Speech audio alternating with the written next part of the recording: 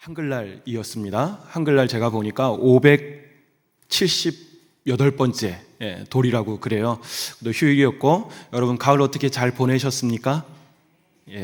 아침에 보니까 일남전도에도 어디로 가고 또 어느 부서도 가을을 만끽하러 가셨는데, 여러분 갑자기 추워질 때에 건강 조심하시면서 가을과 또 하나님 주신 자연을 만끽하시는 여러분들 되기를 바랍니다. 여러분, 제가 질문 하나 드리겠습니다. 우리 대한민국의 정체성을 완전히 보여줄 수 있는 것이 무엇이 있을까요? 네? 태극기. 그것도 정체성입니다. 또, 네? 한글날이라서. 눈치가 빠르십니다. 한글 같아요. 제가 이렇게 여쭈면 대부분 그렇게 말씀하실 것 같아요. K-팝, K-드라마, K-뷰티, 이런 말씀을 하시고, 또 우리 대한민국 사람들의 정체성 중에 하나가 빨리빨리니까 빨리빨리 문화, 이런 걸 말씀하실 것 같았습니다. 제가 다 이렇게 이야기를 해놨는데 아무 의미가 없이 반장이 넘어가 버렸습니다. 대한민국은 아마도 한글로 대표되는 나라일 것 같아요. 사실은 K-팝, 그리고 K-뷰티, 요즘은 K-방산 해가지고 무기 수출을 아주 많이 하고 있더라고요. 아주 대표적인 것이긴 한데, 우리의 정체성이 담겨 있다기보다는 세계의 정세와 정황 속에서 우리 문화가 이제 드러나기 시작하는 것뿐이라고 생각되어집니다. 그래서 어느 정도 시간이 지나고 나면, 우리 문화가 그들에게 익숙해지면 이것도 살짝 이렇게 사그러들지 않을까, 저는 그런 생각을 합니다. 하지만 끝까지 대한민국의 정체성을 지킬 수 있는 것, 태극기도 마찬가지이긴 하지만 저는 오늘 한글날이라서 그런가 한글이라고 생각이 되어졌습니다.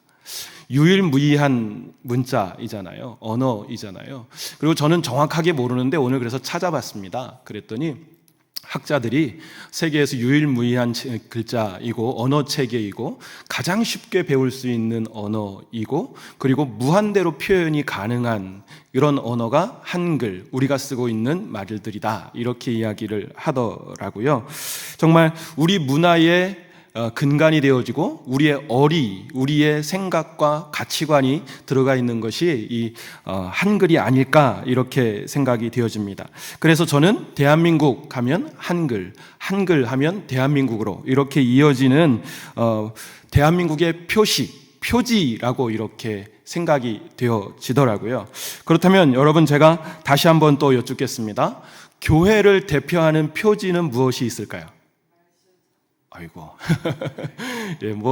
너무 잘하셔서, 금방 말씀이라 그러셨고요.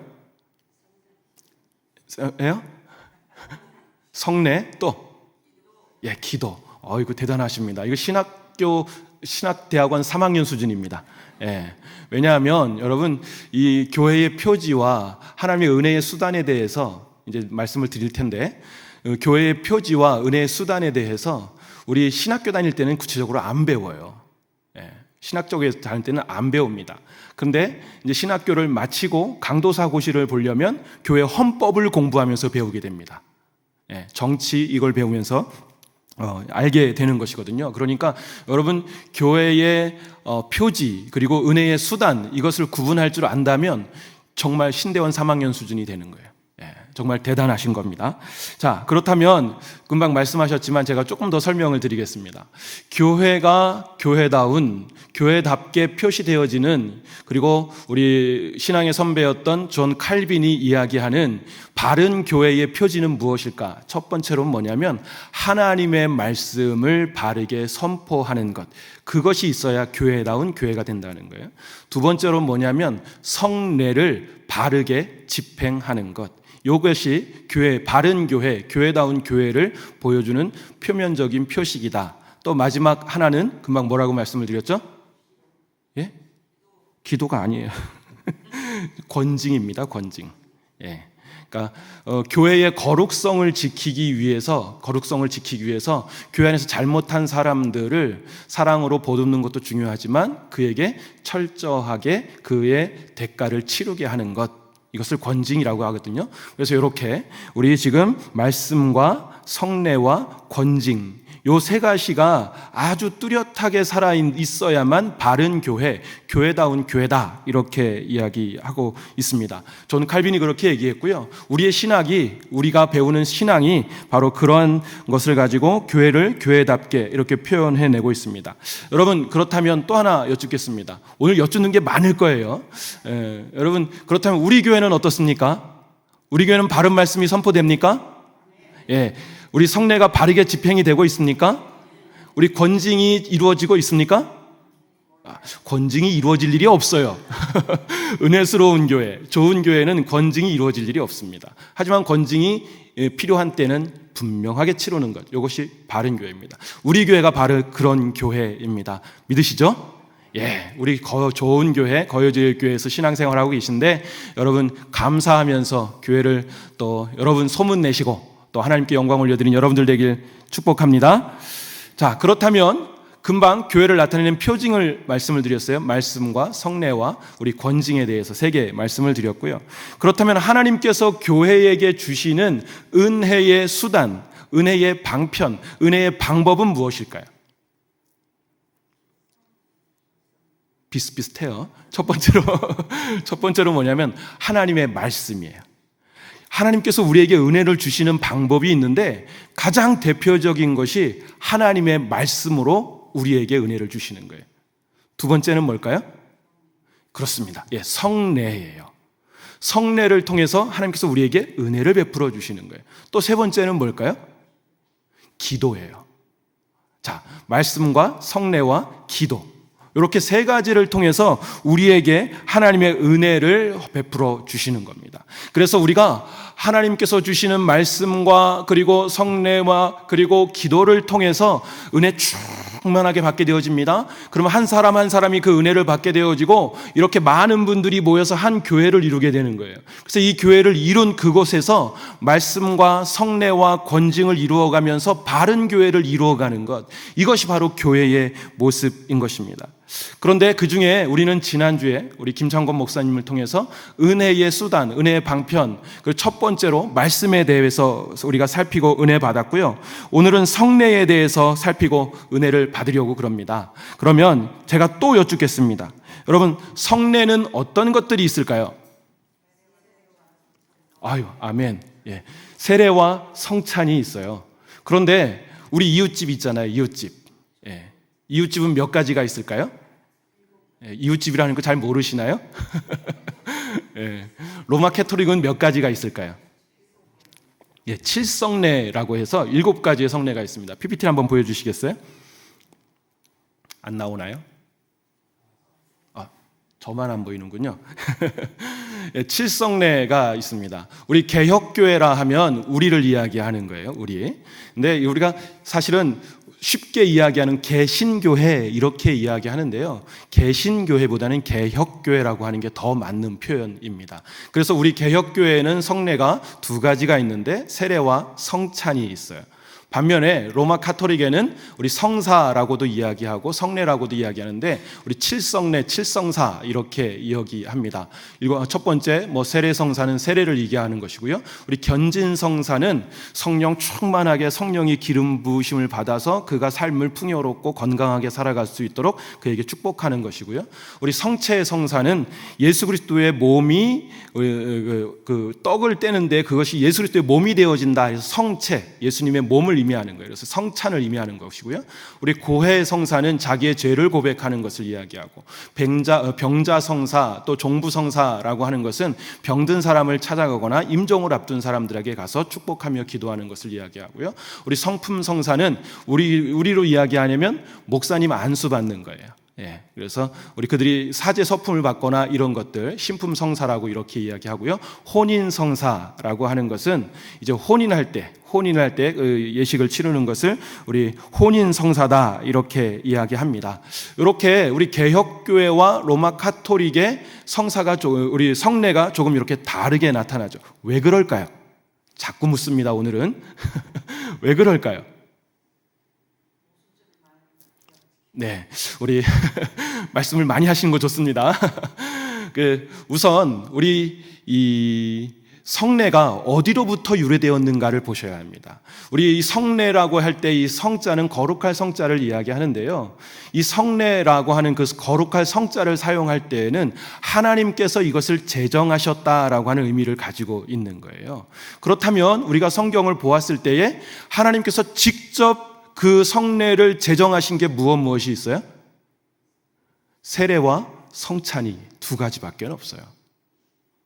예수님께서 마태복음 28장에서 우리에게 마지막으로 말씀하신 것은 모든 민족으로 가서 우리에게 세례를 베풀라 이렇게 말씀하셨거든요.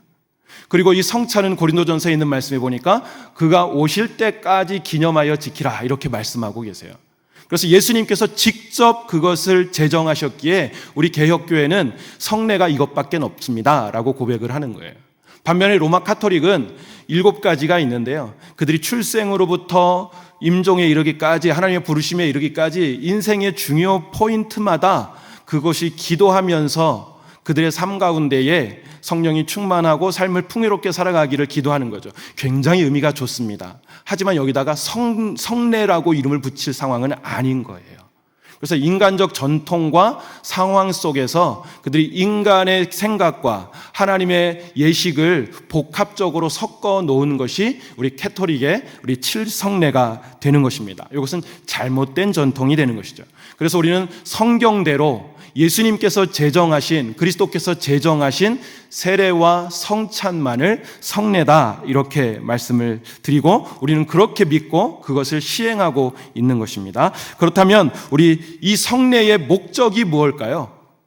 세례와 성찬의 우리 목적이 무엇일까요?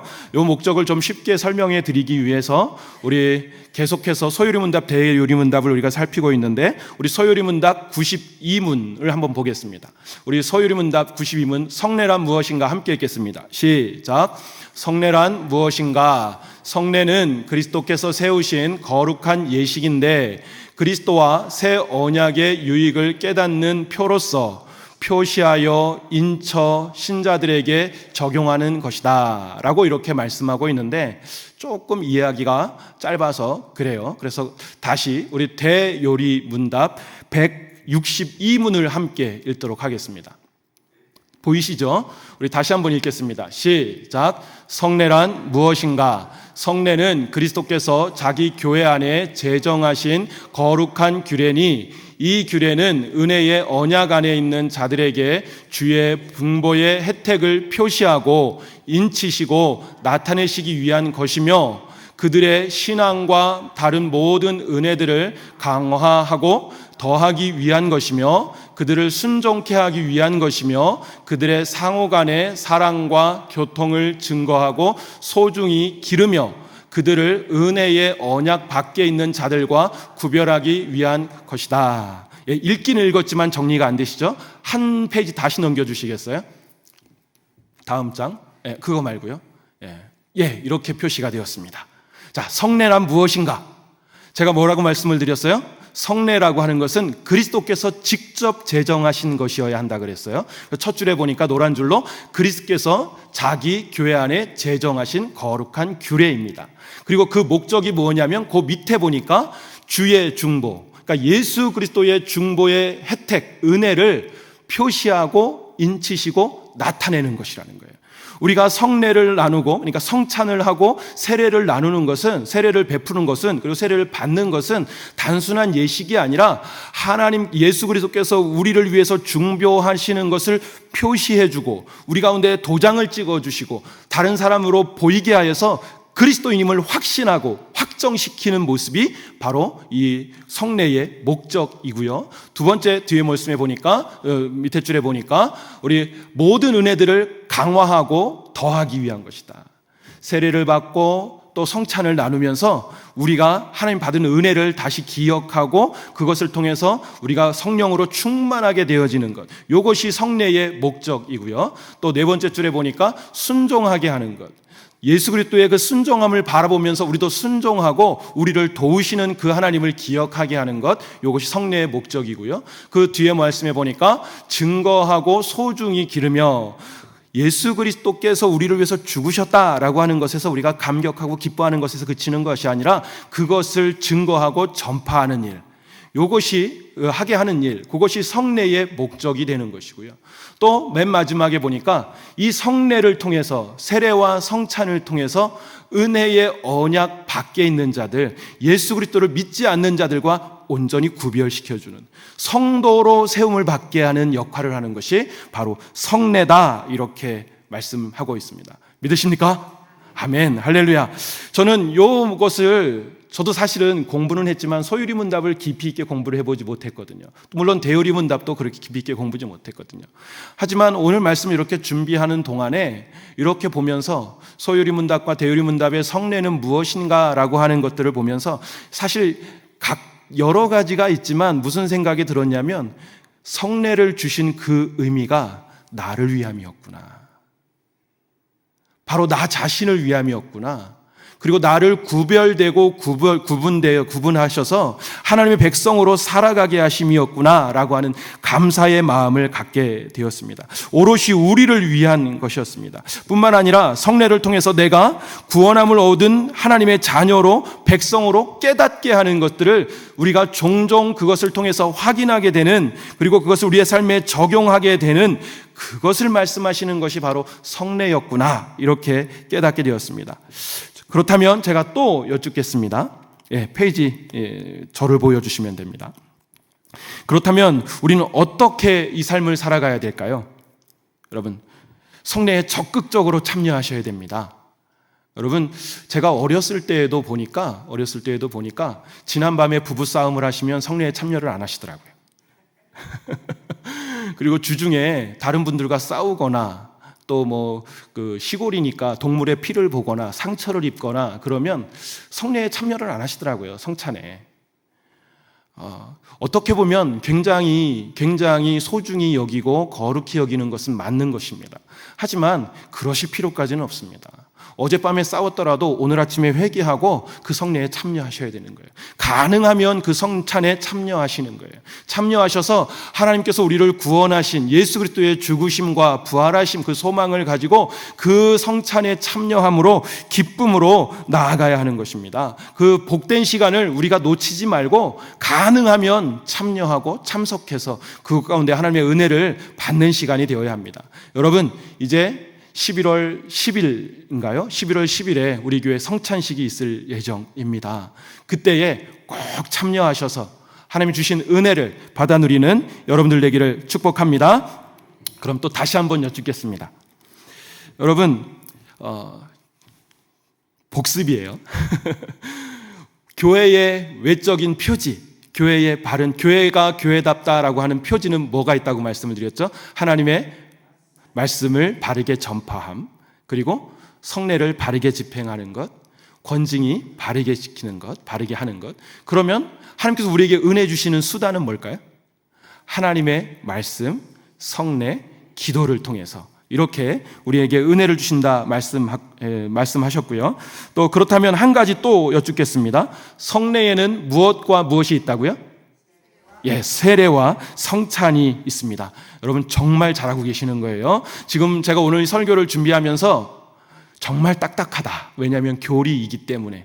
사실은 이 교리를 풀어서 아주 쉽게 설명하는 것도 목사들의 책임이지만, 또 한편으로는 무슨 생각이 들었냐면, 이것을 있는 그대로 알려드려야 하는 책임도 우리 목사들에게 있는 것 같아요.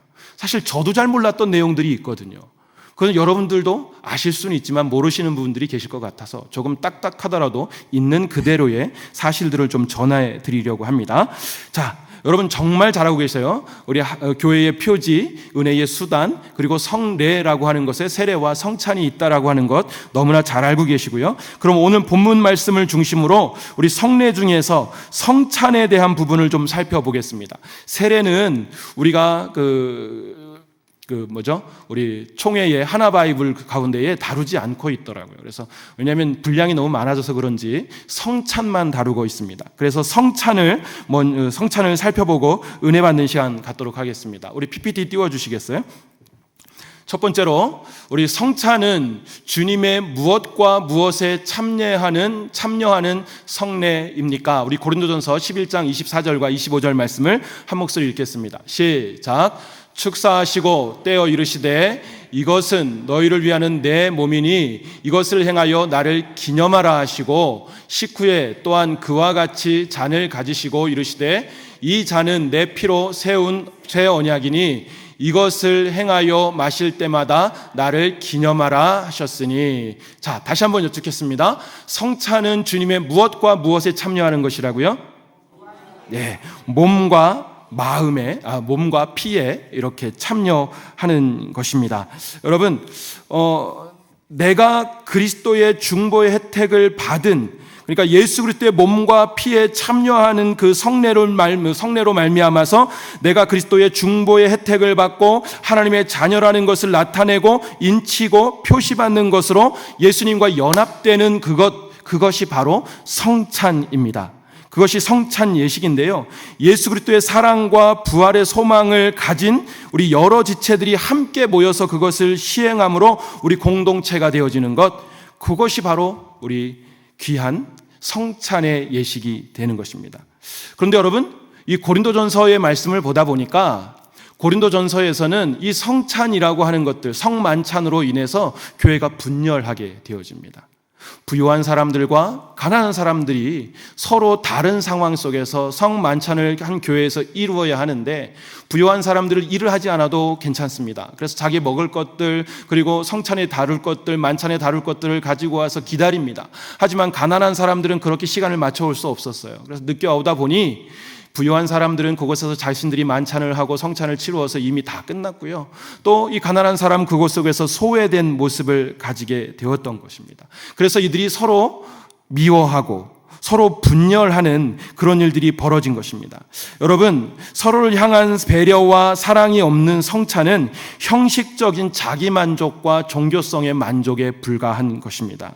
뿐만 아니라 이때 떡과 잔은 정말 무의미한 것이 되는 거예요. 무의미한 먹거리밖에는 되지 않습니다. 우리 십자가의 참된 의미를 가지고 기억하면서 우리 실천하는, 그리고 참여하는 여러분들 되기를 간절히 소원합니다. 여기 말씀해 보니까요, 기념하라라고 하는 단어가 있어요. 제가 밑줄을 그어놨는데요, 이 기념하라라고 하는 것은 나를 기억하고 그렇게 행하라라고 하는 거예요. 과거와 현재와 미래 가운데 있는 거예요. 과거의 것을 기억하고 지금 그것을 시행하고 미래에 그렇게 하라라고 하는 거예요. 그러다 보니까 이 성찬에 대한 서로의 시각들이 많이 다릅니다. 그래서 금방 말씀드렸던 우리 옆집에 있는 분들은 이 성찬의 떡과 그리고 이 잔, 피는, 포도주는 예수 그리스도의 몸이다, 이렇게 이야기합니다. 그래서 화채설 이렇게 이야기하는데요. 그래서 그들은 저도 혼인성사에, 제 친구가 천주교인이라 혼인성사에 갔다가 증인을 섰거든요. 증인을 섰는데 2시간 반 동안 예식을 하더라고요. 그래서 증인들은 맨 앞에 앉아 있어야 돼요. 그래서 또 일어났다 앉았다를 많이 하더라고요. 그래서 했었어요. 그러고 나서 이제 그들이 그 안에 또 성찬식을 하잖아요.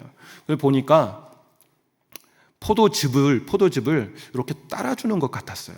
직접 마시는 게 아니라.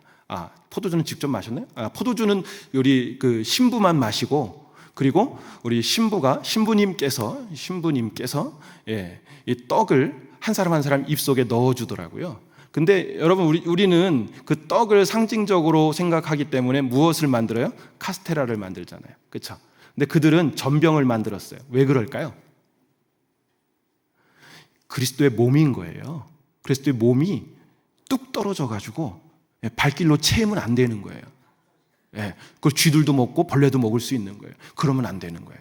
그래서 그들이 고안해낸 방법이 그것을 전병을 만들어서 성도들은 그 손을 잡지 못하고 사제만 잡아서 입에 넣어주는 거예요. 확실하게 떨어뜨리지 않게 하기 위해서. 이것을 화채설 이렇게 이야기합니다. 그리고 또 이것에 대해서 이야기하는 것은 공제설 이렇게 이야기하는데요, 그 떡과 그 포도주 안에 예수 그리스도 임재하고 계신다라고 하는 거예요. 이것도 바르지 않은 것입니다. 또 기념설이라고 하는 것이 있어요. 이건 조금 우리와 비슷하긴 한데 조금 달라요. 금방 말씀드린 것처럼 과거를 기억하고 현재의 그것을 시행하고 미래에 그것을 시행하라라고 하는 의미를 가지고 있지만, 이렇게 그냥 어떤 형식만을 취하는 것이 아니라는 것이 우리의 모습이죠. 그래서 그것도 우리는 따라갈 수 없고요. 그래서 우리는 무엇을 따라가고 있냐면 영적 임재설 이렇게 얘기합니다. 그래서 떡과 포도주는 상징적인 예수 그리스도의 몸과 피가 되는 것이고요. 그것에 하나님께서 임재하셔서 우리 가운데 역사하시고 우리가 그것을 하나님의 은혜를 깨닫게 하는 것, 이것을 영적 임재설 이렇게 말씀을 하고 있습니다. 이런 부분도 좀 알고 계시면 좋을 것 같고요. 자, 그렇다면 이제 두 번째로 또 살펴보겠습니다. 두 번째로 우리가 성찬을 할 때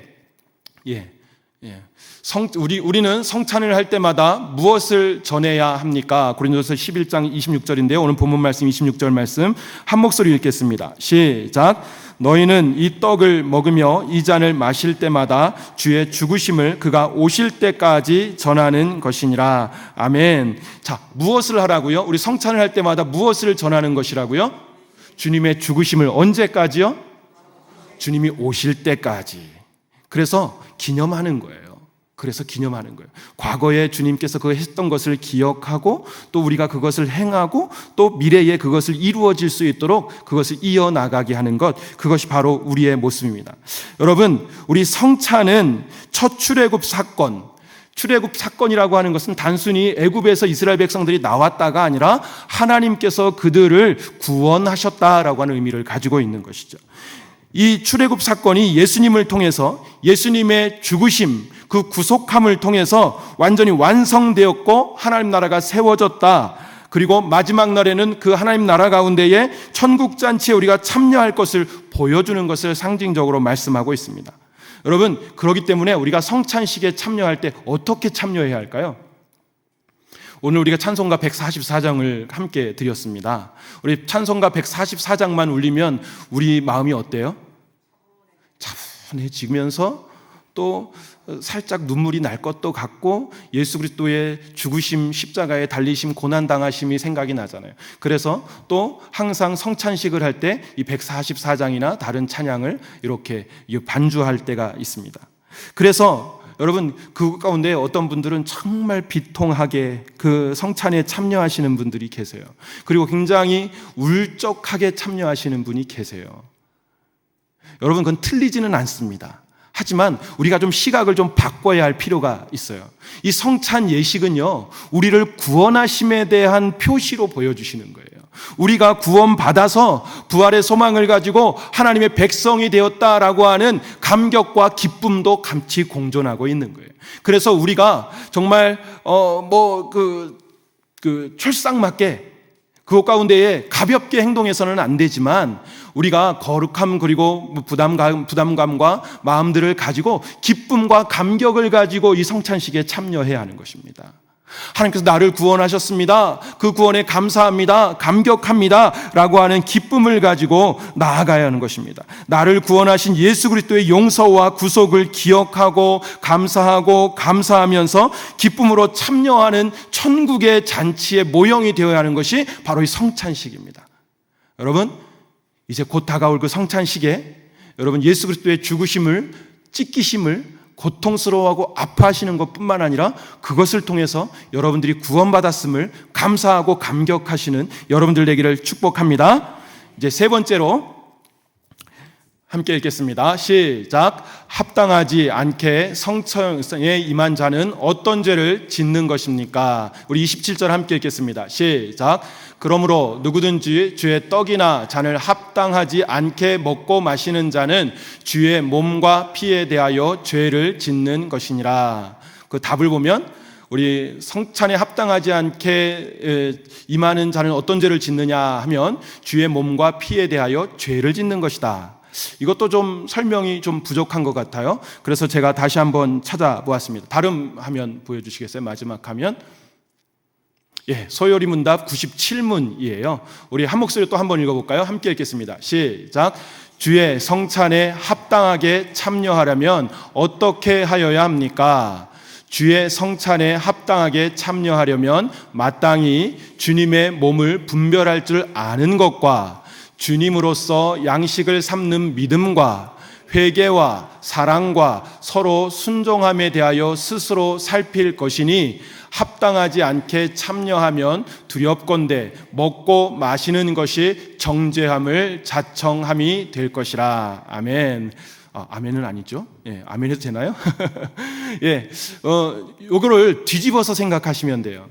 합당하게 우리가 참여하려면 주님의 몸을 분별할 줄 아는 것이어야 하고, 주님을 우리의 양식으로 삼는다라고 하는 것은 그의 말씀으로 우리의 삶의 믿음으로 삼는다는 것이고, 우리의 죄를 회개하는 것이고, 사랑하는 것이고, 서로를 순종하고 배려하는 것이다, 이렇게 기억하시면 됩니다. 하지만 합당하지 않은 것은 이걸 뒤집으시면 돼요.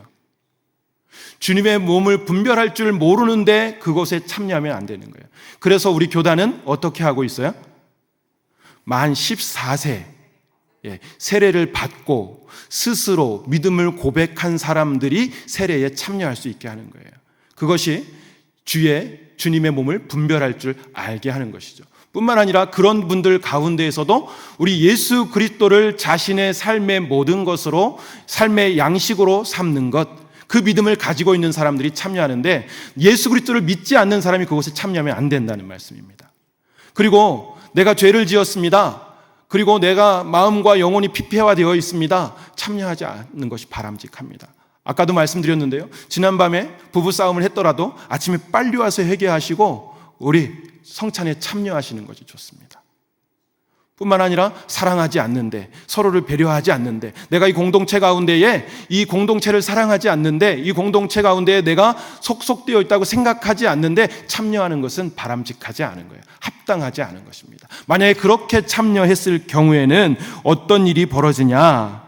주의 몸에 죄를 짓게 되어진다, 이렇게 말씀하고 있는 것입니다. 여러분, 성찬의 의미도 모른 채 참여하는 것은 주님을 십자가에 못 박는 자리에 서는 것과 마찬가지입니다.